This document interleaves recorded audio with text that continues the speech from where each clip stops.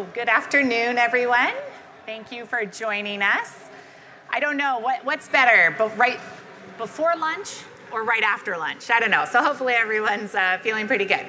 So I want to welcome you all to the Intel session here at Google Cloud Next, and we're going to have a quick little time to talk through some fun and interesting stuff we're doing with our great partner Google and with some of our customers, and then we're going to try to leave some time at the end for questions. So if you have any questions, there's a mic right here, and we'll be available and hopefully have a chance to get through some of those.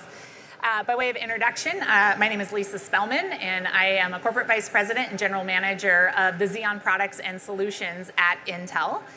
Next Tuesday is my 23 years there, so I can't even believe it. But I've been at Intel a long time, done a lot of different roles there, and spent the last several working on our Xeon products with our wonderful customers like Google. I'm joined by two colleagues here. I have Katie from the Google Cloud team, and I have Shu Cheng from Palo Alto Networks, and I look forward to having the chance to introduce you to them and get you the opportunity to hear a little bit about their story. So first, we're going to sit here and just talk a little bit about the history of the partnership. So Intel and Google have worked together forever. I mean, since the beginning of the company and the beginning of cloud computing. But we've really solidified and strengthened our partnership since 2016 in building out the GCP portfolio and product line and just creating all of these wonderful enterprise services, high performance computing, telco, edge, AI, just the whole gamut of workloads working together. It's been a great partnership that is built on a foundation not only of solving customer needs and customer requirements, but on pushing the forefront and the edges of innovation. And we're going to share a little bit about that today. I also just want to take a moment to thank and congratulate our partners at Google Cloud for being the very first hyperscaler to have our 4th gen Intel Xeon processor available for customers. They were early adopters and had just deep engineering engagement to get private preview out ahead of the game. And then they followed that up with general availability of several really great instances that Katie will talk a little bit more about. So it's a great partnership, and we're very grateful for the work and the joint engineering we have the opportunity to do together. Okay, so I'm going to talk for a minute about the 4th gen Xeon product. So the Xeon product is, the foundation of essentially all data center, cloud to edge workloads out there. The beauty of it, it is the truest form of general purpose, and it can run any workload out of the box. Over the years, we've continued to invest in adding acceleration for more and different workloads to move from pure general purpose into general purpose plus, so general purpose with acceleration that's built in. And in this generation, we really increased the levels of acceleration that we added. We have just an average across the variety of workloads on the product. We delivered a 50%, little over 50% workload performance improvement. And so that's just, again, a single generation and the opportunity to increase the performance of your workloads by 50% in very much the same kind of cost structure. So that's just total cost of ownership value to the bottom line, and delivering what ends up to be a 3x better total cost of ownership output. So that TCO is one of the most important metrics that we work together with our partners and with the industry on, making sure that we're accelerating the right workloads and that we're bringing down the entire cost of the solution, not just the performance delivered only through the CPU. So we're really focused on that, efficiency and efficiency of innovation. As we all are aware, and you're seeing all over the conference, artificial intelligence is one of the fastest growing workloads. And if you look at the size of the artificial intelligence workload by compute cycles that it consumes, you sit there and you have all workloads and then artificial intelligence, and the CAGR, or the growth of AI, is just phenomenal. So many opportunities are being opened up, new services being deployed and developed.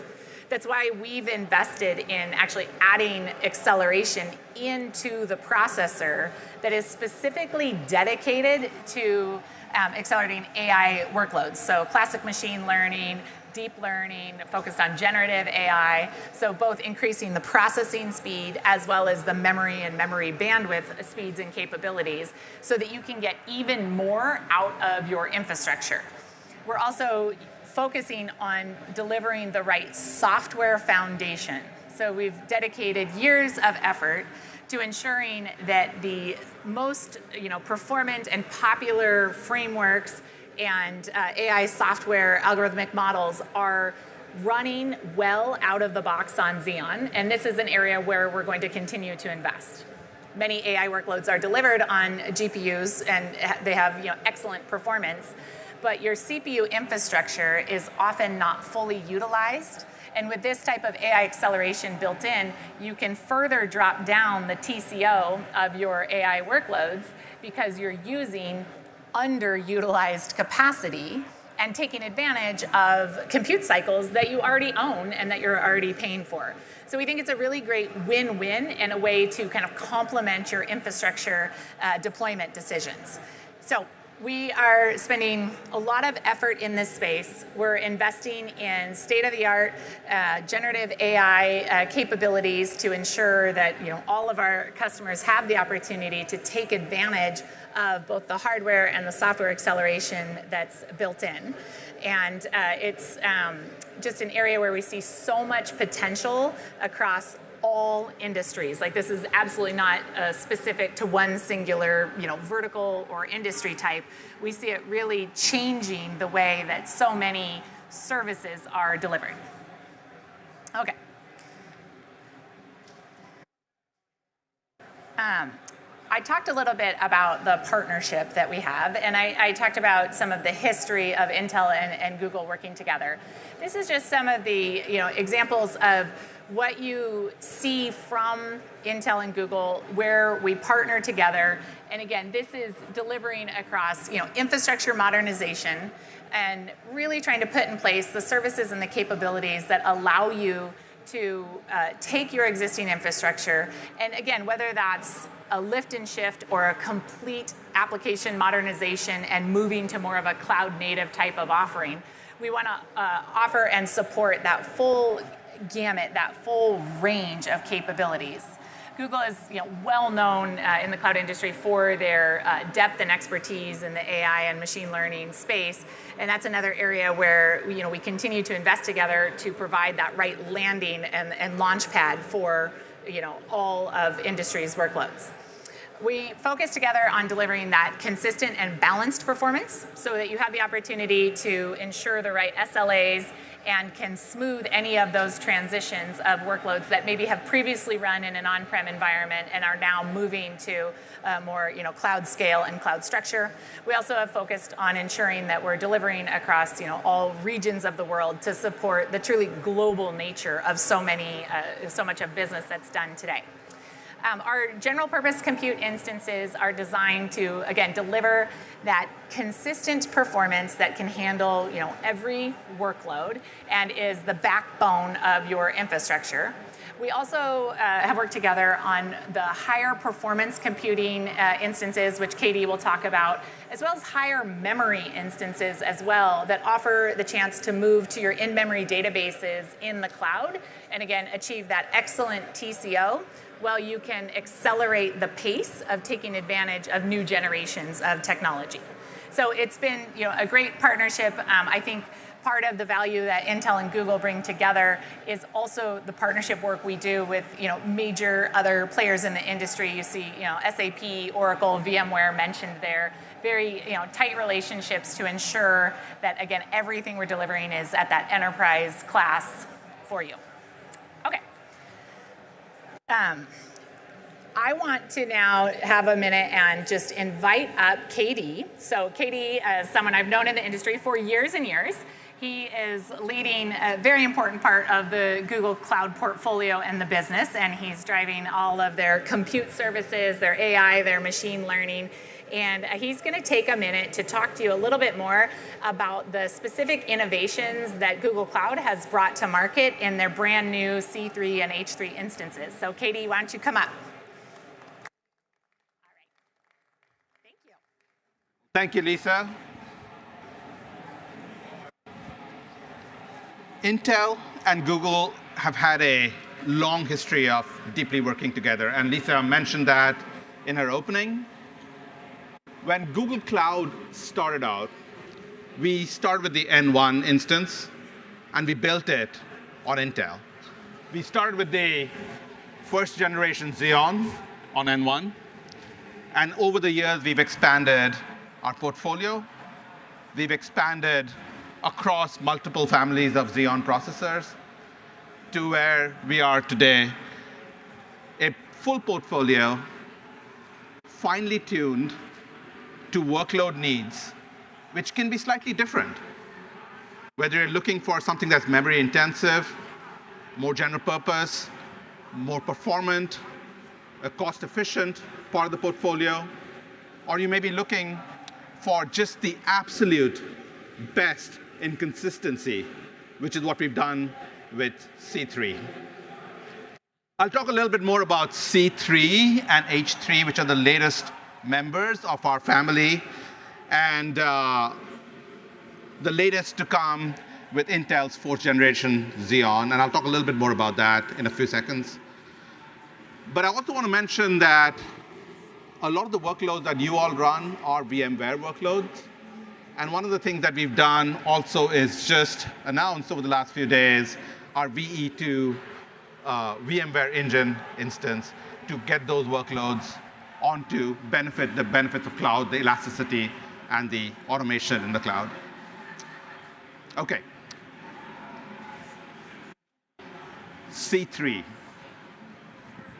C3 is an amazing VM. Why is it an amazing VM? We deeply partnered with Intel on the fourth generation Xeon to bring that to market first. But that was the start. We have 35% better price performance. We lit up the AMX instruction set, which is 12 times the performance in that realm of AI workloads. We lit up confidential computing with the TDX so that for workloads, for users that require that level of security, you have that option now. But that was the start. Because workloads need compute. Workloads need other things. They need networking. They need storage. They need other services. And so we partnered again with Intel on the IPU. 200 gigabits per second, 3 times the packet processing versus the prior generation.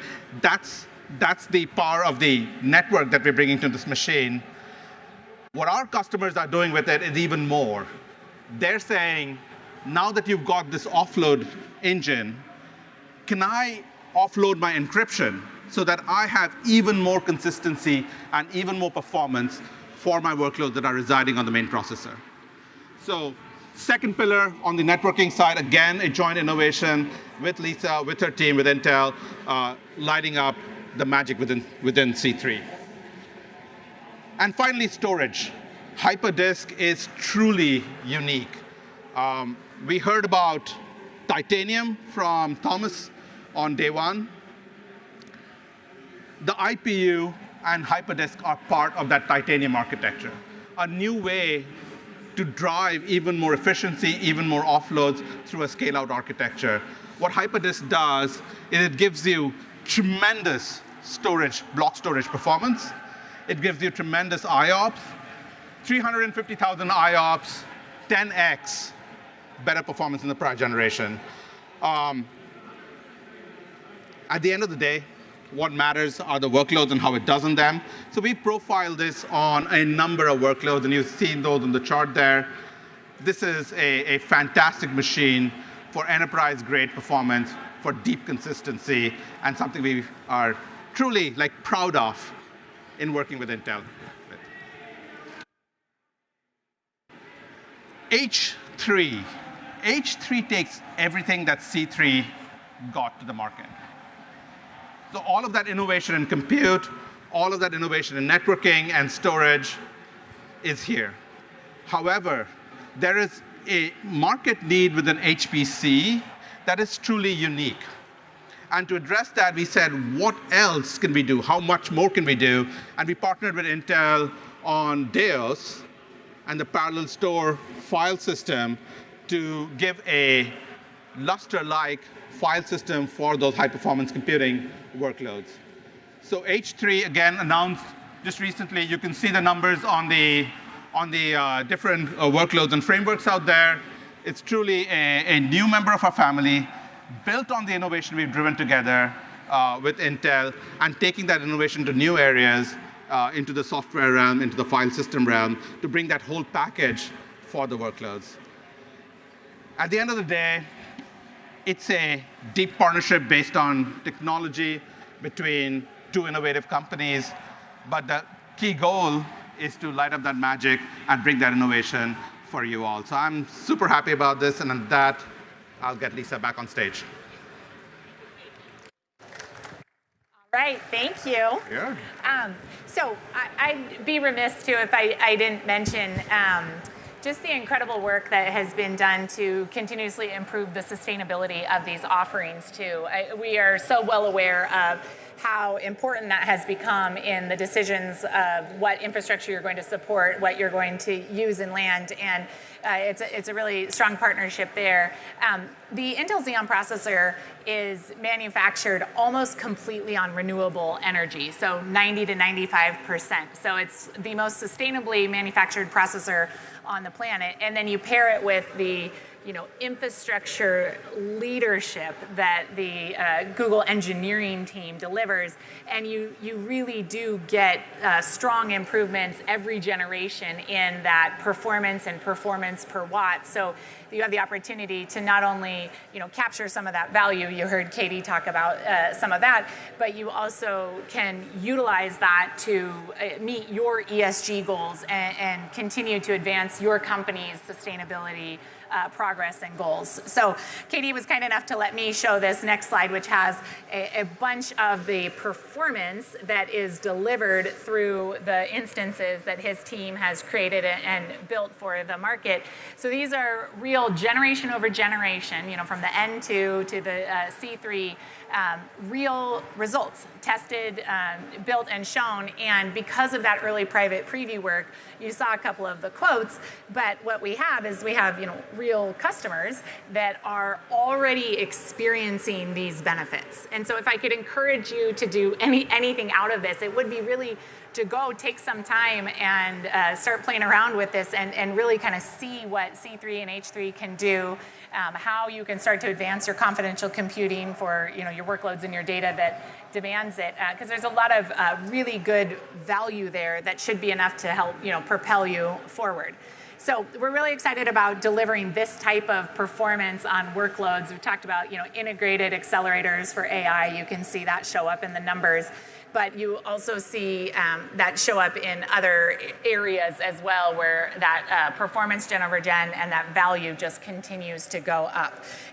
Also, if there's a workload that you can't find in any of our collateral and messaging, we've tested a lot of them, but we're always happy to help you, make that value proposition pitch and make it really work for you. So we're proud of all of that work. Okay. So the next portion here is actually one of our shared customers. So both Intel and Google have a multi-year relationship with Palo Alto Networks, an industry leader, and they've been doing some very innovative work in the space of network threat detection. And they were one of our earliest users of the C3 instances.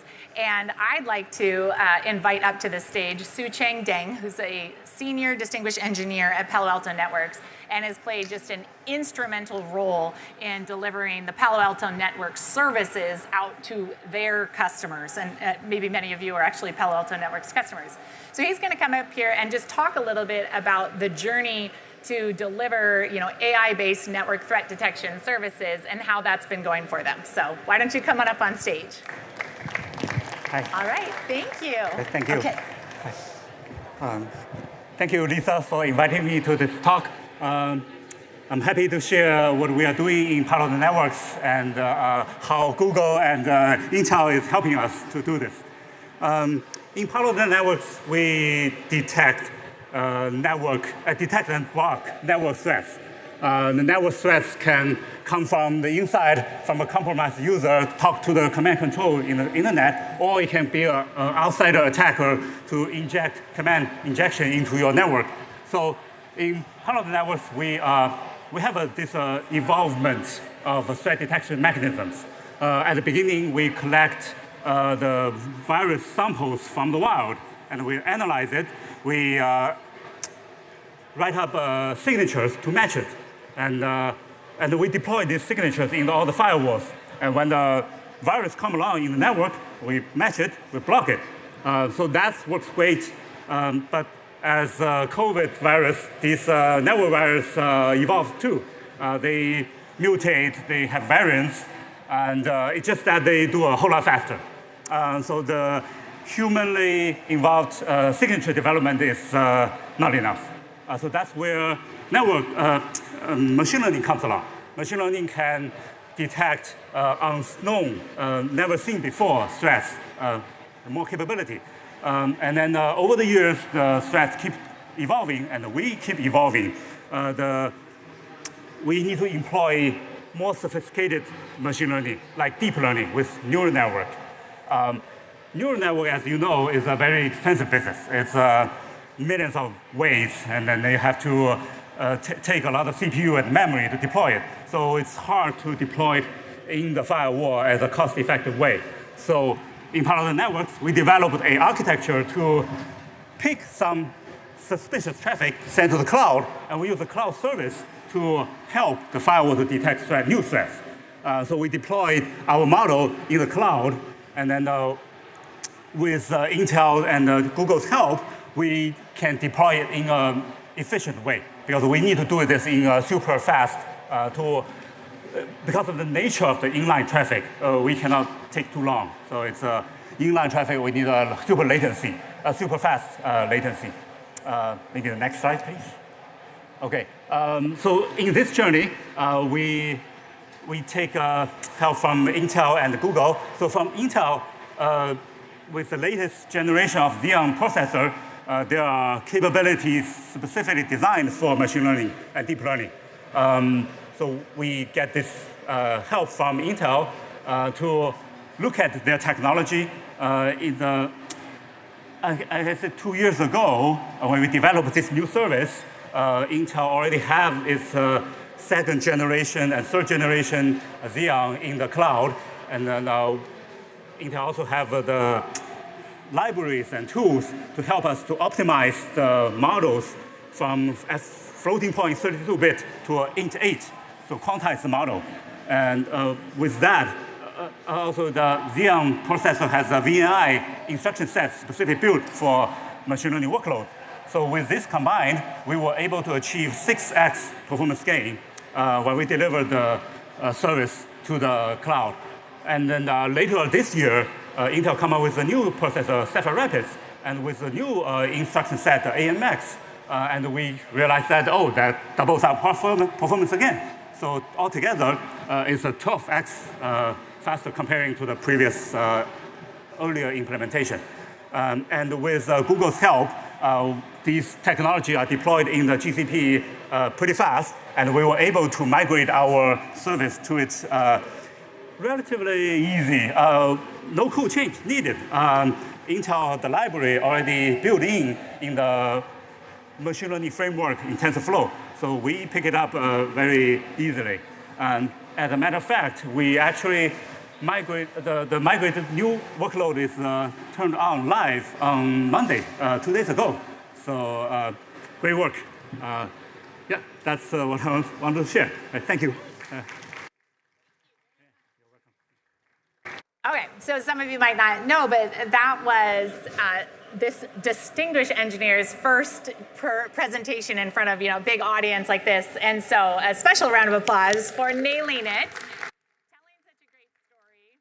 And also, I just want to share, we were talking this morning, and the graph shows that performance improvement, but it is feedback from our customers that motivates us and drives our changes in behavior. So when we first started putting acceleration for AI into our processors, we had some of our own versions of frameworks. And we got the strong feedback from customers, like Palo Alto Networks, that, hey, you really got to get upstreamed, you got to get into TensorFlow, and that's how we're going to make these services actually, go to market and be usable. And we take that feedback very seriously and have spent, the time and put in the software engineering work to ensure that we are upstream so that it's not hard to use these capabilities, that you get your instance, you log in, you use, standard versions of the frameworks, the main branch, and then you're getting all of that benefit and value. So we really do appreciate and value feedback like that to make all of our technology easier to adopt and use and get benefits from.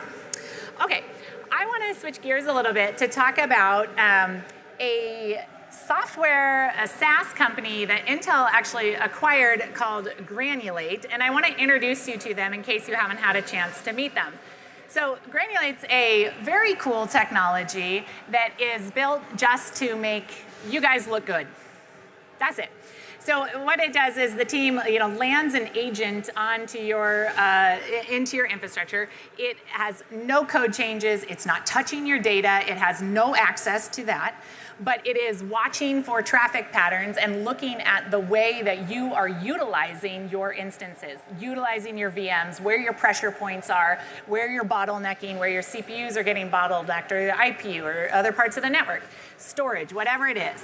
Then after it has some time analyzing, it starts to make recommendations and puts a performance agent that's there that helps reroute traffic, and through that delivers to you cost savings as well as performance increases. And one of the cool things about their model is that you're not paying for any of that until they have proven to you that your costs are coming down.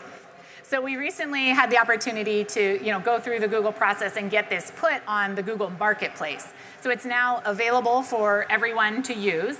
Has that opportunity, and I think solutions like that are ROI guaranteed are so great. I was actually chatting with the Granulate team, and I said, well, does anybody ever turn it off? And they said, well, we haven't had any customers yet that said, you know what, I'd like to stop saving money.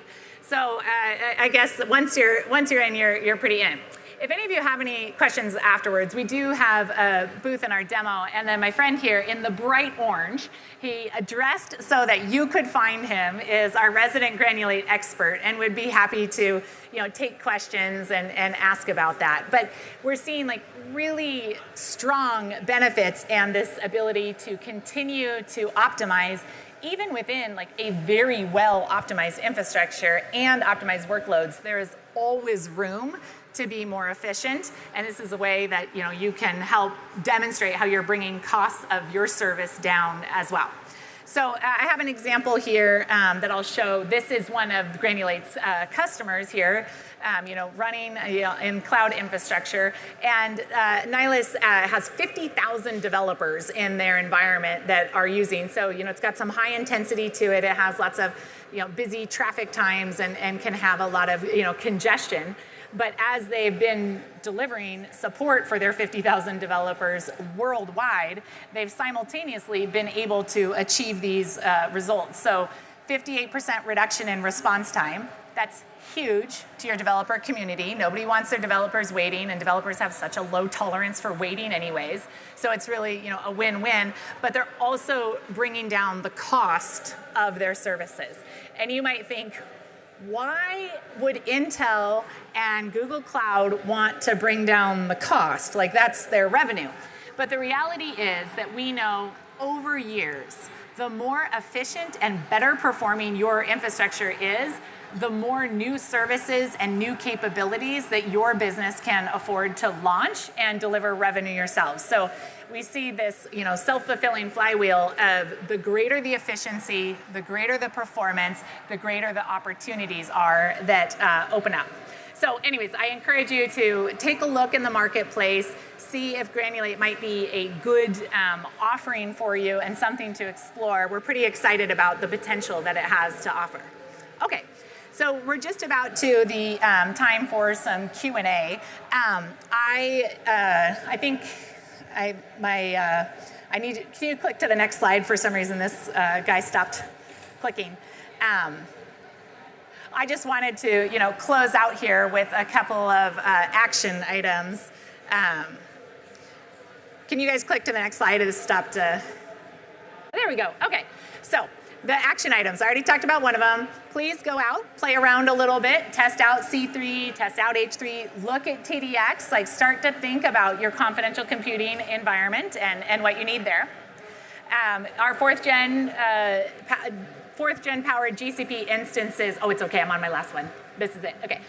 Powered instances are available today, so take opportunity to look into them, test your workloads. And then the last one is, swing by the booth. So we have generative AI demos up and running on C3.